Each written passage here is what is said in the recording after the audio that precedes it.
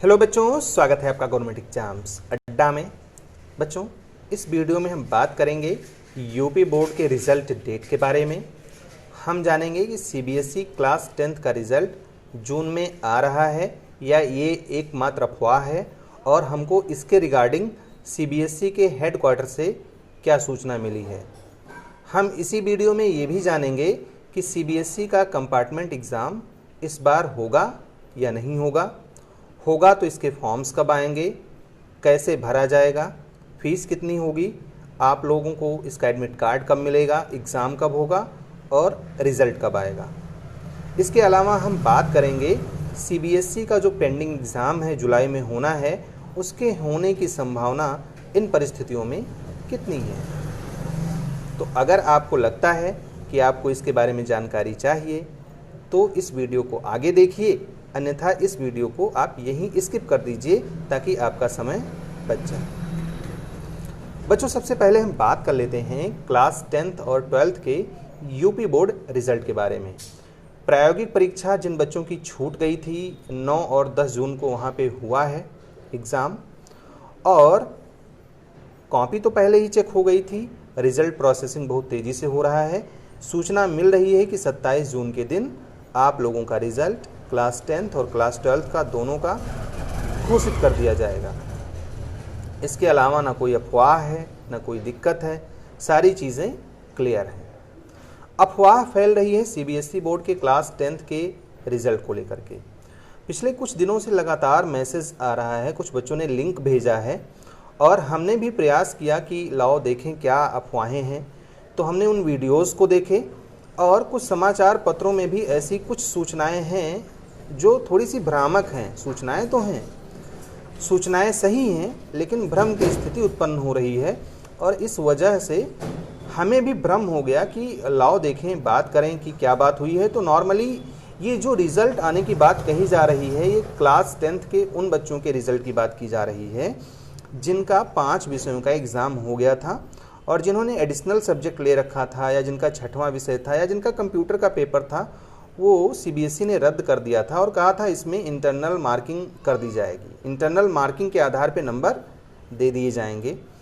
तो उसी का एग्ज़ाम अब नहीं होगा। थोड़ा सा एग्ज़ाम बचा हुआ है दिल्ली के, नॉर्थ ईस्ट दिल्ली के कुछ बच्चों का जिनका दंगों की वजह से एग्ज़ाम नहीं हो पाया था। तो अब ये कहा जा रहा है लोगों के द्वारा, खास करके यूट्यूबर्स इस मामले में कुछ ज़्यादा ही आगे हैं। छोटी सी बात पता नहीं चली, एक सेंटीमीटर की और उसको 3 इंच का या कभी कभी 3 फीट का लंबा सा पूंछ बना देते हैं ये लोग। तो उसके बारे में इन लोगों ने बहुत सारे वीडियोस बनाए थे, तो हमने कहा कि लाओ देखते हैं क्या सच्चाई है। प्रयास किया हमने अपने रीजनल ऑफिस में बात करने की, प्रयागराज में, उसके बाद में यहाँ बात नहीं हो पाई, फिर पटना में फ़ोन मिलाया, उत्तराखंड में बात करने की कोशिश की। तो रीजनल ऑफिसेज में ऑब्वियसली बहुत अच्छा रिस्पांस नहीं मिल पाता है। जब नॉर्मल डेज थे, लॉकडाउन नहीं था, तब तो बात आसानी से हो जाती थी, बट आज पता नहीं क्यों बात नहीं हो पाई।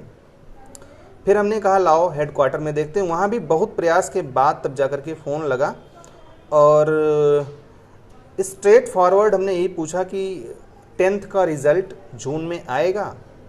तो वहाँ से सूचना यही मिली कि अभी एग्ज़ाम बाकी है, ये एग्ज़ाम हो जाएगा, उसके बाद में सबका रिज़ल्ट एक साथ में आएगा। और इतना कहने के बाद उन्होंने फ़ोन काट दिया।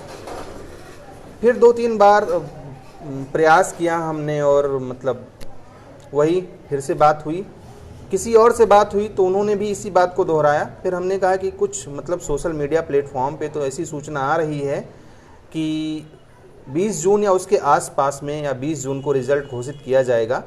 तो क्या ये सच है, क्या ऐसा संभव है? तो उन्होंने तो इसके बारे में मना कर दिया और उन्होंने साफ यही कहा कि जब भी कोई बात होगी, रिज़ल्ट डिक्लेयर होगा, तो ऑब्वियसली जैसा कि रिप्लाई उनका मिलता है कि सीबीएसई की ऑफिशियल वेबसाइट विजिट करते रहें और वहीं से सूचना मिलेगी।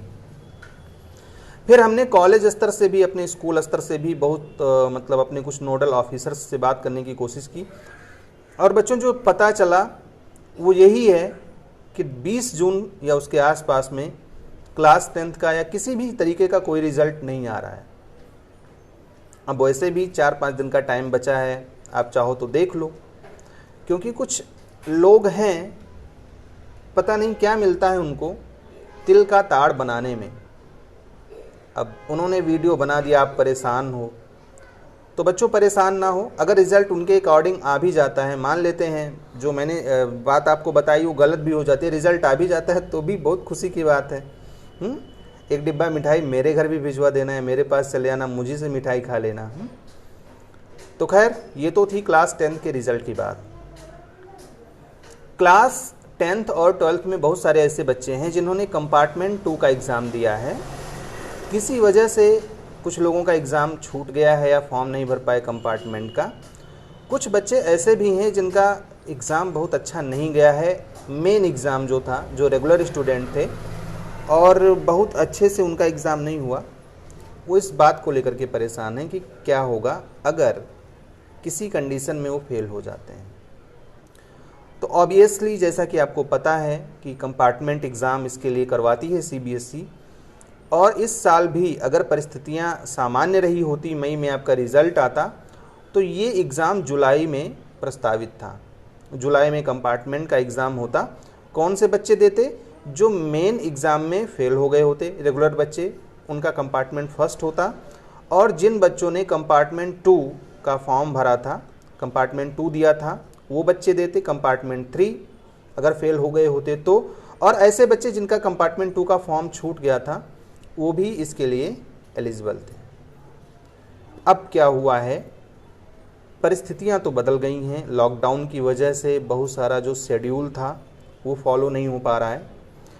तो जब भी रिज़ल्ट आएगा क्लास 10th और क्लास 12th का, अगर मेन एग्ज़ाम की कॉपी चेकिंग के बाद में आता है और जनरल प्रमोशन नहीं होता है, उस कंडीशन में तो बहुत सारे बच्चे रेगुलर वाले भी फेल होंगे।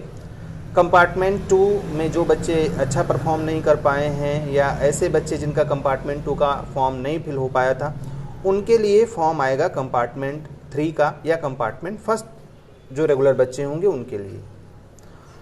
नॉर्मली ये पूरी प्रक्रिया शुरू हो जाती है जैसे रिज़ल्ट आता है उसके तुरंत बाद। रिज़ल्ट आने के तुरंत बाद प्रक्रिया शुरू होती है, जो फ़ोटो कॉपी देखने वाली होती है, रीइवैल्यूएशन।